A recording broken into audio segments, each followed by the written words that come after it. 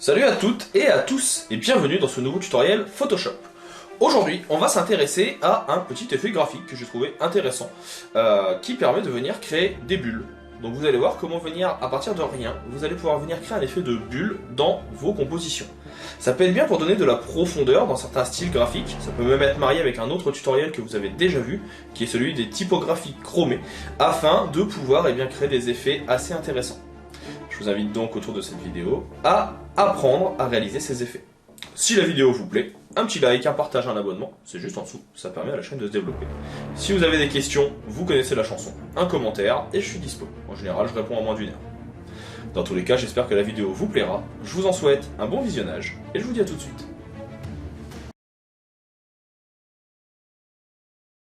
Passons à la création de notre bulle dans Photoshop. On va commencer ici par créer un nouveau calque en cliquant sur le plus et je vais juste venir faire un ovale. Cet ovale, on va le remplir d'une couleur, pour l'instant du noir, on verra après ce qu'on met d'autre. On va ensuite double-cliquer dessus pour venir ouvrir le style de calque. Dans le style de calque, on va commencer par venir mettre une incrustation de dégradé. Dans l'ensemble, je ne vais pas changer trop de paramètres, je vais juste changer l'angle pour avoir quelque chose qui soit à 45 degrés à peu près, à 40, ou à 50, ça ira. Et on va changer la couleur.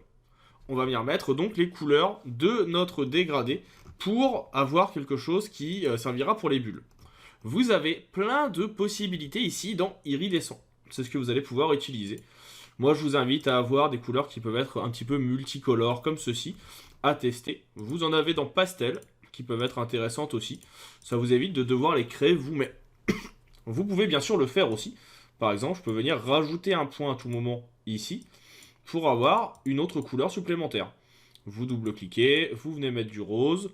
Vous voulez avoir aussi une petite transition de couleur ici en mettant du orange. Vous pouvez aussi, pour avoir tout simplement voilà, des changements de couleur qui puissent être adéquats suivant ce que vous voulez. C'est vraiment vous qui allez adapter et ce qui sera visible sur les côtés, ce seront tout simplement les couleurs qu'il y aura dans votre bulle à la fin. Donc bien sûr, on pourra toujours venir les réadapter si on a besoin et si on a envie. Une fois que c'est fait, on clique sur OK et on va venir ajouter un biseau. Alors attention, là il est très très fort le biseau, hein. Nous on va le mettre à une petite profondeur, hein. On va le mettre à 32.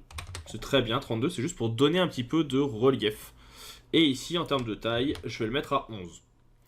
Pour le reste, vous pouvez laisser à 0, vous pouvez ici laisser à 90, 80, 23 et autres. On va prendre par contre ici juste cet élément qui va être avec, hop c'est celui-là, deux petites montagnes qui vont permettre de monter un petit peu l'effet sur les côtés. On va également venir rajouter par la suite un petit effet de contour à ce biseau. Donc pareil, on vient dans contour, on va prendre celui qui est ici, un de 2. Vous pouvez prendre l'autre à côté si vous voulez, vous pouvez en tester plusieurs, hein. L'idée en fait c'est d'ajouter un petit peu de relief à votre forme. On va laisser l'étendue un peu plus faible, on va le mettre à 54. Vous voyez, ça va juste créer du relief sur les côtés. Bien sûr, vous pouvez vous-même retravailler les paramétrages hein, si vous le voulez. Par exemple, vous voulez que l'angle ici soit à 54 pour avoir un autre type de lumière. Vous voulez quelque chose qui soit un peu plus flou pour que les effets soient un peu plus graphiques. À vous de tester ce que vous voulez mettre en place. Il y a énormément de possibilités. La seule vraie limite, ça sera vous. Là, je vais venir baisser aussi un petit peu l'élévation pour que ça soit un peu mieux. Je me tâte à ajouter un peu de profondeur. On va tester. Là, ça me paraît pas mal. Et on va laisser en lisse. Je vérifie quand même. Non, ça c'est moins bien. Donc là, ça me plaît bien. Une fois que c'est fait, vous allez venir mettre un masque de fusion. Alors hop, je vois juste que... Non, c'est bon, il me l'a bien gardé. Ok. Masque de fusion, c'est le petit carré là qui est dans un cercle. Enfin, un cercle qui est dans un carré plutôt. On clique dessus. Je vais faire un CTRL I. Ça va me permettre de venir rendre tout invisible.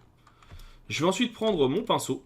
Ici avec une dureté à 0 et une épaisseur un peu plus haute. Et on va pouvoir venir tout simplement en venant peindre avec du blanc. Et bien, re-rendre visible, vous voyez, les contours. Donc là, j'y vais petite étape par petite étape. Et donc ainsi, on récupère notre petite bulle, en tout cas le début de notre bulle.